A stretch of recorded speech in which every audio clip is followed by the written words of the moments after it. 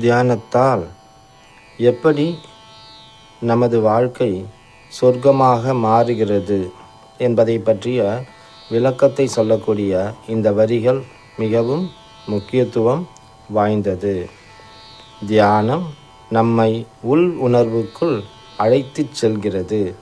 அப்பொழுது நம் உடல், மனம் இவைகள் நமக்கு வெளியே இருப்பதாக தெரிகிறது. இப்பொழுது நாம் நம் இருப்பின் மையத்திற்கு வந்துவிட்டோம் என்று பொருள்.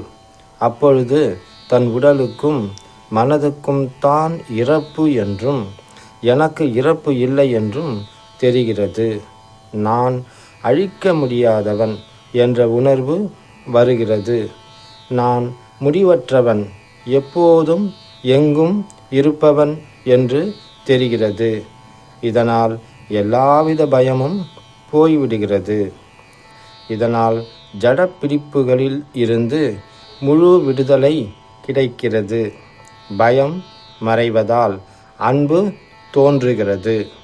அன்பை நாம் எல்லோரிடமும் பகிர்ந்து அளித்து கொண்டு இருப்போம்.